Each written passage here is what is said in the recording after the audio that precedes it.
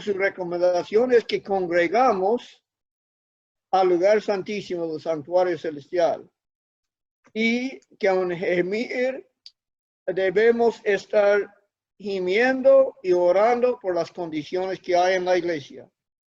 Y el remedio se encuentra en el lugar santísimo donde está Cristo ahora ministrando su vida y su muerte en favor de los que le acercan. Y dijo el verso 15 del capítulo 1, ay del día, porque cercano está el día de Jehová y vendrá como destrucción por el Todopoderoso. Es decir, que entonces el día de Jehová, lo que estamos acercando, es una cosa tremenda. Y ahora pasamos al capítulo 2, donde comienza con el mismo llamado del verso 14 del capítulo 1, diciendo, tocad trompeta en Sión y dad alarma en mi santo monte. Tiemblan los moradores de la tierra porque viene el día de Jehová, porque está cercano. Vimos en el primer capítulo que este libro es especialmente escrito para la última generación, para nosotros. Y dice, el día de Jehová está cercano, y dice, hay que tocar trompeta en Sión. Sión es el monte donde estaba el santuario de Dios, especialmente se refiere al lugar santísimo que ahora está en el cielo. Y dad alarma en mi santo monte, es el monte de Sión. Tiemblan los moradores de la tierra porque viene el día de Jehová, porque está cercano. Y entonces voy a leer la porción que nos toca hoy hasta el verso 14 para tener el vistazo en general y después vamos a comentar unos detalles. Día de tinieblas y de oscuridad, día de nube y de sombra. Como sobre los montes se extiende el alba, así vendrá un pueblo grande y fuerte, semejante a él, no lo hubo jamás, ni después de él lo habrá en años de muchas generaciones. Delante de él consumirá fuego, tras de él abrazará llama. Como el huerto de Edén será la tierra delante de él, y detrás de él como desierto asolado, ni tampoco habrá quien él escape. Su aspecto como aspecto de caballos y como gente de a caballo correrán. Como estruendo de carros saltarán sobre las cumbres de los montes, como sonido de llama de fuego que consume hojarasca, como pueblo fuerte dispuesto para la batalla. Delante de él temerán los pueblos y pondrán pálidos todos los semblantes. Como valientes correrán, como hombres de guerra subirán el muro, cada cual marchará por su camino y no torcerá su rumbo. Ninguno estrechará a su compañero, cada uno irá por su carrera, y aun cayendo sobre la espada, no se herirán. Irán por la ciudad, correrán por el muro, subirán por las casas, entrarán por las ventanas a manera de ladrones. Delante de él temblará la tierra, se estremecerán los cielos y el sol y la luna se oscurecerán y las estrellas retraerán su resplandor. Y Jehová dará su orden delante de su ejército, porque muy grande es su campamento, fuerte es el que ejecuta su orden, porque grande es el día de Jehová y muy terrible. ¿Quién podrá soportarlo? Por eso, pues, ahora dice Jehová, convertíos a mí con todo vuestro corazón, con ayuno y lloro y lamento. Rasgad vuestro corazón y no vuestros vestidos, y convertíos a Jehová vuestro Dios, porque misericordioso es y clemente, tardo para la ira y grande en misericordia, y que se duele el castigo.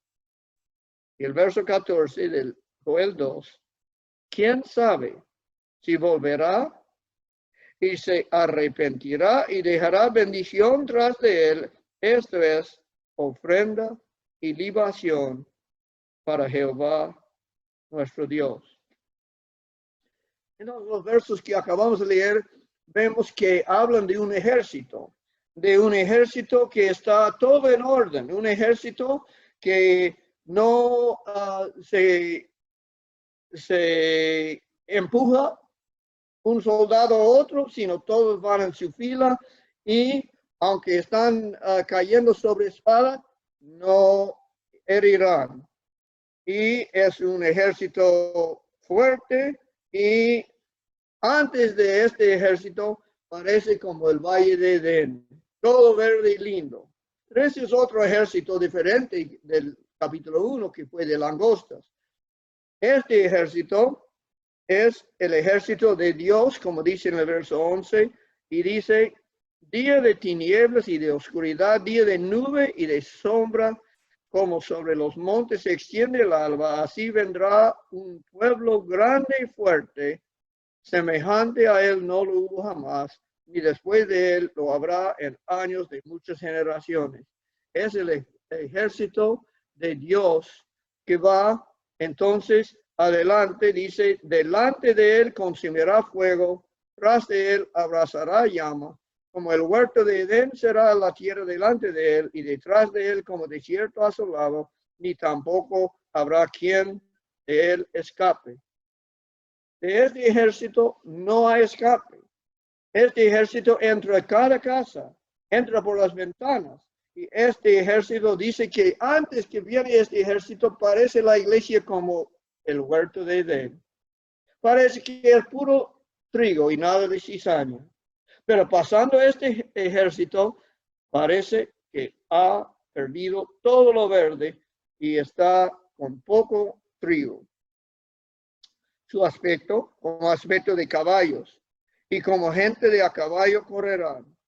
Como estruendo de carros saltarán sobre las cumbres de los montes, como sonido de llama de fuego que consume hojarasca, como pueblo fuerte dispuesto a la batalla. Este ejército de Dios va a avanzar y este ejército de Dios viene después del ejército de las langostas, que también Dios lo llama su ejército porque Él lo permitió entrar. Pero este es otro ejército. Estos dos ejércitos también hablan en Apocalipsis en el capítulo 9. El ejército de langostas y el ejército de caballos, como estamos leyendo aquí. Delante de él temerán los pueblos y pondrán pálidos todos los semblantes. No dice que la cizaña pondrá pálido, sino todos pondremos pálido. ¿Por qué? Porque este ejército va a entrar en la vida de cada persona. ¿Y qué va a hacer? Como valientes correrán, como hombres de guerra subirán el muro, cada cual marchará por su camino y no torcerá su rumbo, ninguno estrechará a su compañero, cada uno irá por su carrera y aun cayendo sobre la espada no se herirán. Irán por la ciudad, recorrerán por el muro, subirán por las casas, entrarán por las ventanas a manera de la... Y el verso 10 dice, delante de él temblará la tierra y estremecerán los cielos y el sol y la luna se oscurecerán y las estrellas retraerán su resplandor. Este es un terremoto. Y de este mismo ejército, este ejército de 200 millones, podemos leer también en Zacarías. El capítulo 5 de Zacarías habla de este mismo con otra figura, hablando de un rollo. Y dice, de nuevo alcé mis ojos, verso 1 de Zacarías 5, de nuevo alcé mis ojos y miré y he aquí un rollo que volaba. Y me dijo, ¿qué ves?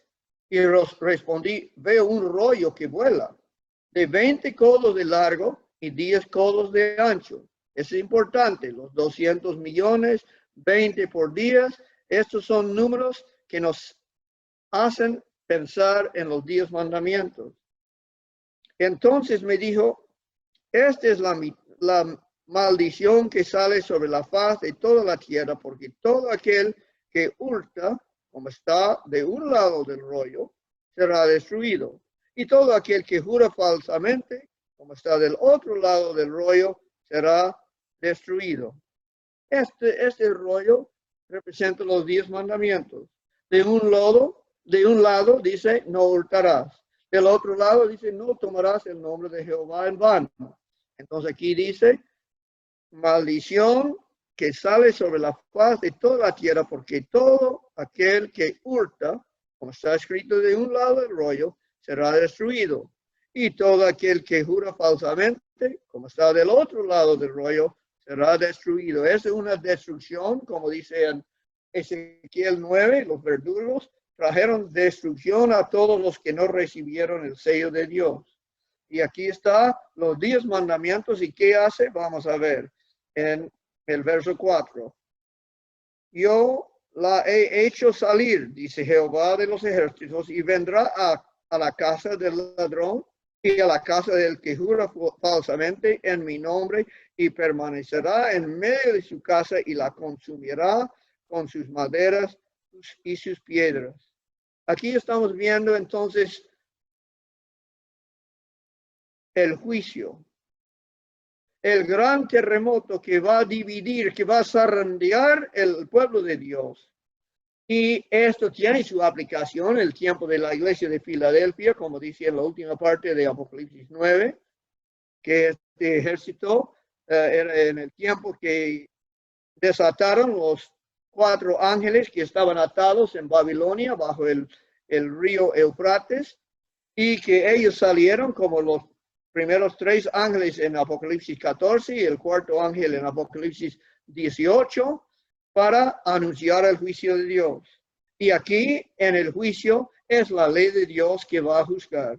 Y en un lado va a votar del libro de la vida a los que tienen hurto en su cuenta. Y al otro lado, los que han jurado falsamente, va a quitar también del libro de la vida. Otra vez vamos a leer el verso 4 de Zacarías 5. Yo la he hecho salir, dice Jehová de los ejércitos, y vendrá a la casa del ladrón y a la casa del que jura falsamente en mi nombre, y permanecerá en medio de su casa y la consumirá con sus maderas y con sus piedras.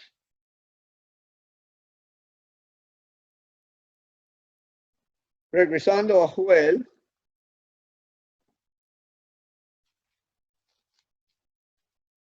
vemos que también Joel está hablando del juicio final de parte de Dios. Y este juicio tiene su ejército que entra a todas las casas de todos los que están escritos en el libro de la vida. Y antes de este ejército parece que hay muchos que se van a salvar. Y cuando pasa este ejército, se ve que son pocos los que son sellados y no matados por los verdugos de Ezequiel 9. Y Jehová, dice el verso 11 de Joel 2, y Jehová dará su orden delante de su ejército, porque muy grande es su campamento. Fuerte es el que ejecuta su orden, porque grande es el día de Jehová y muy terrible. ¿Quién podrá soportarlo? Es lo mismo también que habla en el tiempo de la iglesia de Filadelfia, cuando se da la historia de los 7 sellos. Los 7 sellos se encuentran en Apocalipsis, el capítulo 6. Y el 6º sello es el tiempo de la iglesia de Filadelfia, cuando comenzó el juicio final de parte de Dios. Y en cuanto a este dice, miré el verso 12 de Apocalipsis 6, miré cuando abrió el 6º sello, y he aquí hubo un gran terremoto, y el sol se puso negro, como en Joel, ¿no? El sol se puso negro como tela de silicio, y la luna se volvió toda como sangre. Y las estrellas del cielo cayeron sobre la tierra, como la higuera deja caer sus higos cuando es sacudida. Este es el zarandeo, el sacudir. Cuando es sacudida por el fuerte viento. porque las estrellas representan los que proclaman el mensaje de Dios y dice muchas estrellas caerán, muchos de los mensajeros de Dios caerán en este juicio, en este terremoto, sacudido por un fuerte viento. Y el verso 14 de Apocalipsis 6 dice, y el cielo se desvaneció como un pergamino que se enrolla, y todo monte y toda isla se removió de su lugar. Los montes son los gobiernos, las iglesias fundadas, esos son organizaciones, ¿no? Y hasta los ministerios independientes, las islas se removieron.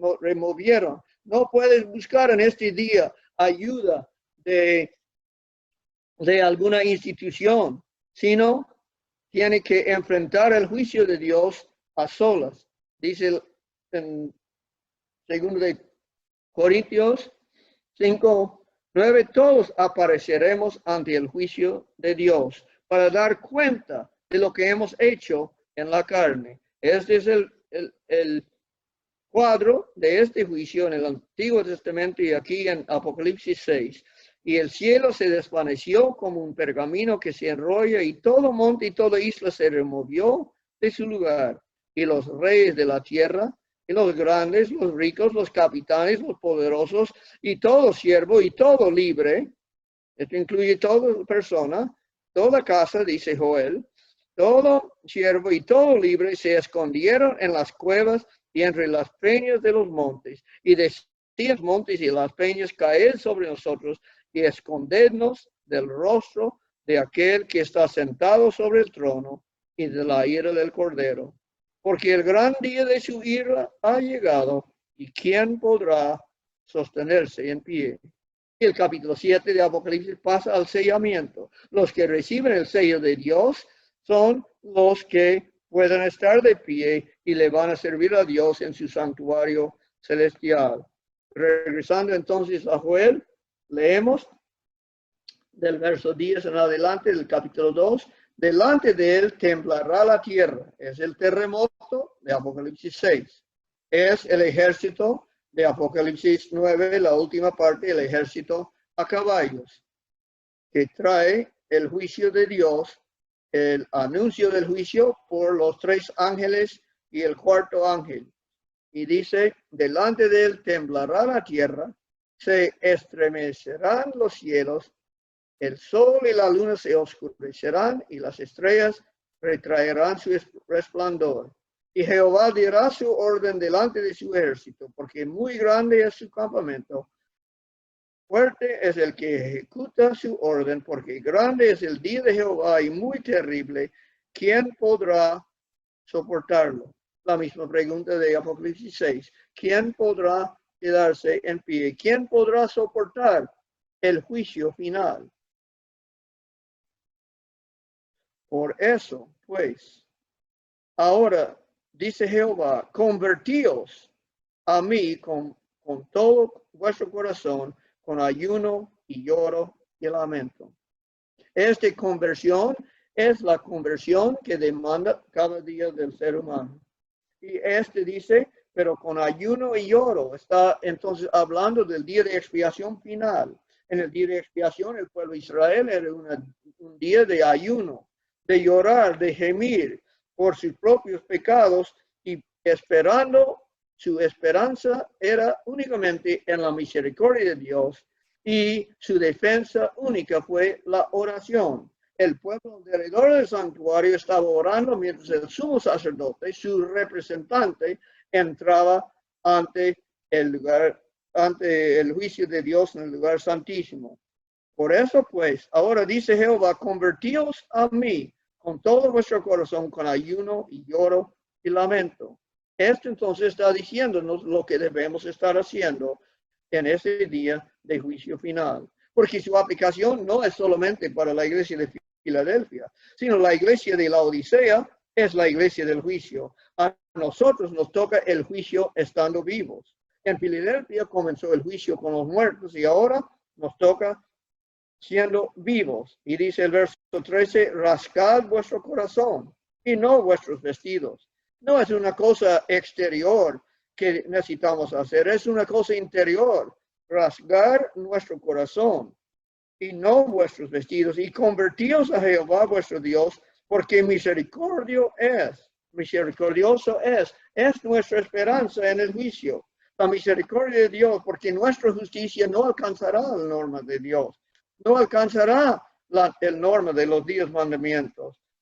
Pero dice, Jehová vuestro Dios, porque misericordio es y clemente, tardo para la ira y grande en misericordia. Qué bueno que es grande en misericordia y que se duele del castigo. Él no quiere castigar, él no quiere que los que llevan las espadas quiten del libro de la vida a ninguno.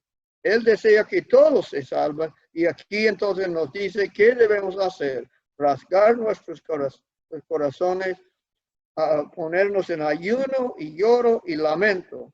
Lamento por las condiciones en la iglesia, lamento por nuestros propios pecados. Y dice el verso 14, ¿quién sabe? Aquí está la esperanza. ¿Quién sabe si volverá? Está hablando de Jehová. ¿Quién sabe si volverá y se arrepentirá y dejará bendición tras de él? Porque los langostas han hecho mucho daño en el pueblo de Dios. Ya casi no hay cosa verde ninguna.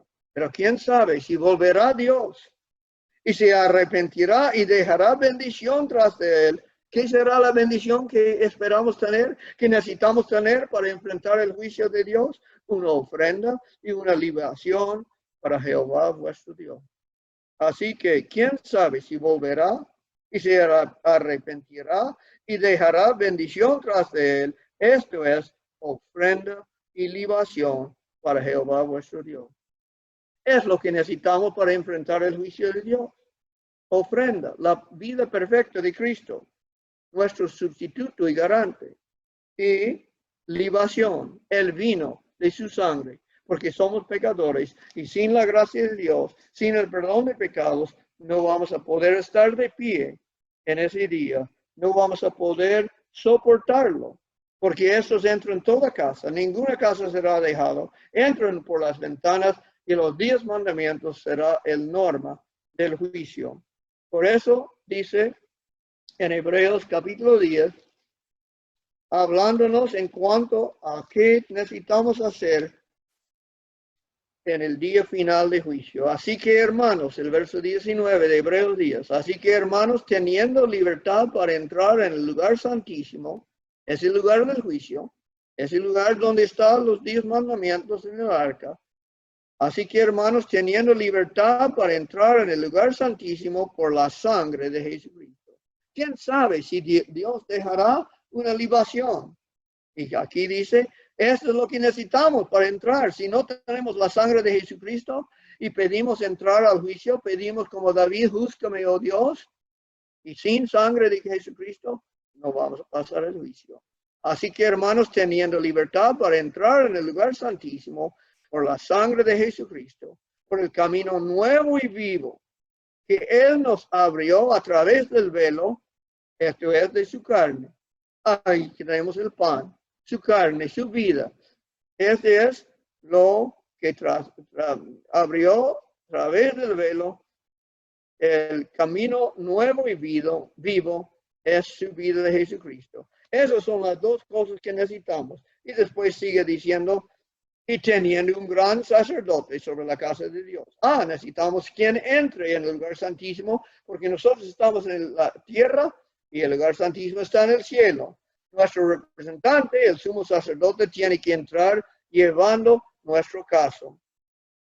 Y teniendo un gran sacerdote sobre la casa de Dios, acerquémonos. Es lo que debemos estar haciendo, acercándonos con corazón sincero y plena certidumbre de fe. Es fe que necesitamos en nuestro sustituto, en su vida y su muerte. Y purificados los corazones de mala conciencia, es enviar nuestros pecados delante a juicio, como dice en 2 Timoteo 5:24, es purificados los corazones de mala conciencia, y ha mandado los pecados confesados ya a juicio, y lavados los cuerpos con agua pura. Esa es una vida de santificación, porque sin santificación nadie verá a Dios. Esta entonces es la manera de entrar en el lugar santísimo en el día del juicio final. Mantengamos firmes sin fluctuar la profesión de nuestra esperanza, porque fiel es el que prometió, y considerémonos unos a otros para estimularnos al amor y las buenas obras. Esto también es para hacer en este día de expiación final, de estimular al amor, amor para con Dios, amor para con los hermanos, amor para la iglesia y estimular para las buenas obras, no dejando de congregarnos, como algunos tienen por costumbre, sino exhortándonos y tanto más cuanto ves que aquel día se acerca. Ese día del juicio de los vivos está acercándonos y la congregar es lo que debemos hacer. Según Joel, según Hebreos, congregar especialmente al lugar santísimo del santuario celestial, pidiendo que Dios nos juzga, confiando en nuestro sumo sacerdote, llevando con nosotros libación y pan, la vida y muerte de Cristo. Y entonces, cuando se acerca, podemos tener confianza en ese día.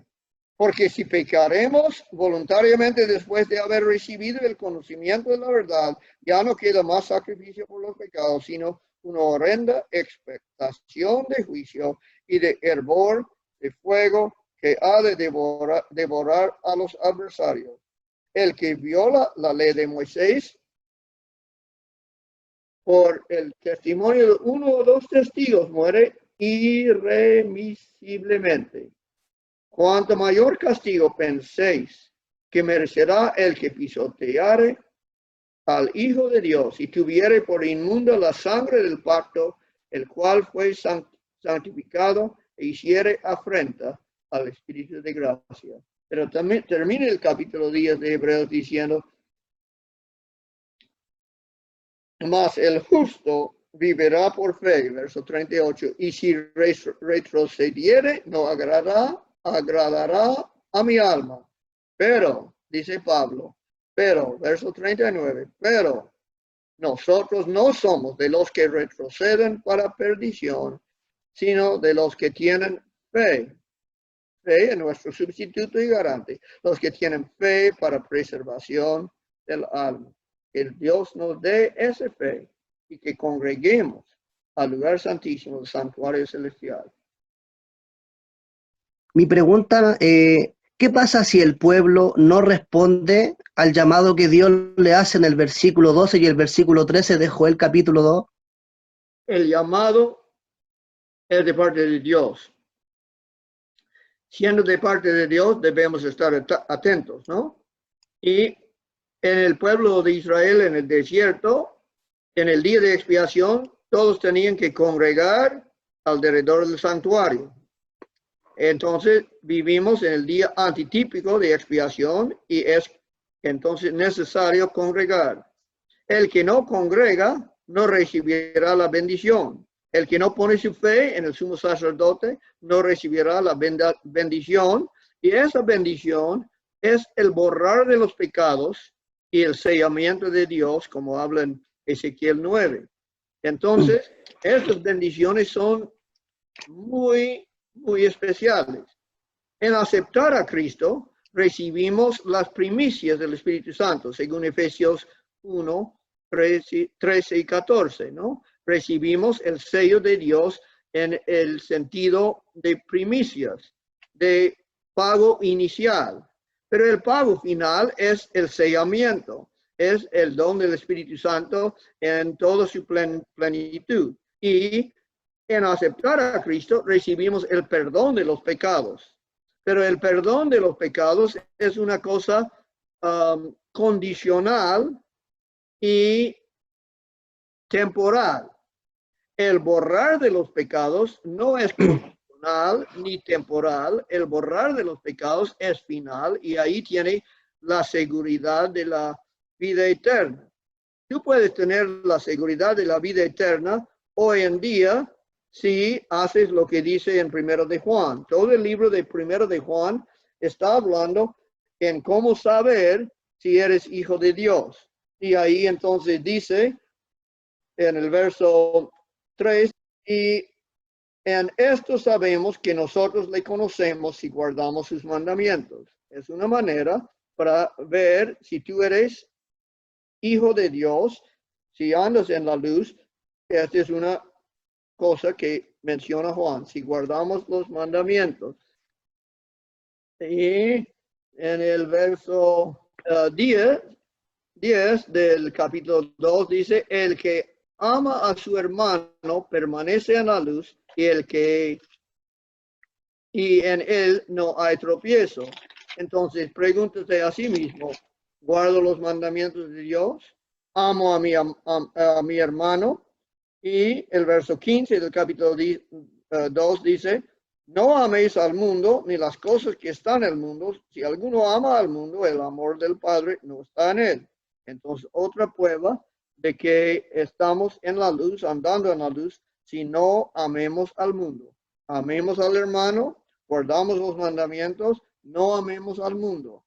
Después, al último verso del capítulo 2 dice, si sabéis que Él es justo, sabed también que todo el que hace justicia es nacido de Él. Entonces, si tú quieres seguranza de su salvación, hay seguranza en fijar en estas cosas.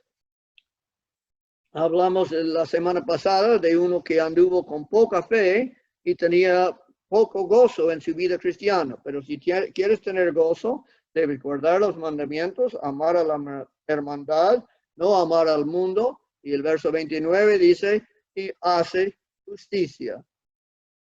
También dice el verso 24 del capítulo 3, y el que guarda sus mandamientos permanece en Dios y Dios en él, y en esto sabemos que Él permanece en nosotros por el Espíritu que nos ha dado. Así que también el Espíritu Santo es dado que confiesa que a nuestro espíritu que somos hijos de Dios. Dice, ¿y qué pasa con la teología de salvo siempre salvo? Y creo en la justificación, pero vivo aplastando a mi prójimo y en el fondo vivo, transgrediendo la ley de Dios. ¿Que vive transgrediendo la ley de Dios, dice? Sí, pero en el fondo vive transgrediendo la ley de Dios. Bueno, el mismo primero de Juan dice que todos somos pecadores, ¿no? Y el que dice que, a ver, si decimos que no tenemos pecado, verso 8 del capítulo 1, nos engañamos a nosotros mismos y la verdad no está en nosotros. Así que, y después dice, si confesamos, Él perdona. Y esos son los que andan en la luz, los que son verdaderos hijos de Dios, confiesan que son pecadores y que están pecando. Dice el verso 10, si decimos que no hemos pecado, le hacemos a Él mentiroso y su palabra no está en nosotros. De una vez salvo, siempre salvo. Esto es fácil probar que no es correcto. Unos dicen, una vez salvado, siempre salvado, desde la fundación del mundo. Que un Ricardo fue aceptado y otro rechazado ante la fundación del mundo. Otros proponen que en la cruz de Cristo los casos de quienes iban a ser salvos y quienes no. Otros dicen que cuando uno acepte a Cristo ya es decidido si va a ser salvo o no. Esto podemos estudiar en un estudio futuro. Lo que estoy diciendo es posible perder la justificación. ¿En la cruz se obró el perdón de pecado o la paga del pecado? Lo que Cristo hizo en la cruz era un sacrificio universal, no limitado a ninguna persona, sino incluía a todo pecado, de todo pecador, de toda la historia de este mundo. Este es expiación universal. El perdón de los pecados, dice en 1 de Juan 1:9, es por confesar nuestros pecados, Él es fiel y justo para perdonarlos. Entonces, el perdón de los pecados es la aplicación de la sangre de Cristo cuando uno confiesa. Y entonces no fueron perdonados los pecados de todo el mundo en la cruz en el sentido de tener aplicación individual. Que la obra de Cristo en el santuario celestial es aplicar su sangre y su carne a los casos individuales. Esto también esperamos estudiar en un estudio próximo, pero Cristo está haciendo tres cosas por lo menos en el santuario celestial. Está tratando con personas, está tratando con malas obras y está tratando con buenas obras. En cuanto a personas, Él los justifica o los condena. En cuanto a buenas obras, Él los purifica. Y en cuanto a malas obras, Él los perdona. Es la obra de Cristo. Distingo entre el perdón de los pecados y la justificación de la persona. Una persona puede ser justificado mientras peca. Debe pedir perdón para su pecado, pero dice Romanos capítulo 4, citando de David, que bienaventurado, en el verso, vamos a leer del 6 de Romanos 4, como también David habla de la bienaventuranza del hombre a quien Dios atribuye justicia sin obras. Esta es una persona que es justificado. Atribuye justicia es la justificación, ¿no? A quien Dios atribuye justicia sin obras, diciendo, bienaventurados aquellos cuyas iniquidades son perdonados y cuyos pecados son cubiertos. Bienaventurado el varón a quien el Señor no inculpa de pecado. Yo entiendo que esto está queriendo decir que Dios no castiga el pecado a los justificados en este momento, pero el pecado no confesado puede aumentar con otros no confesados hasta que se endurezca el corazón.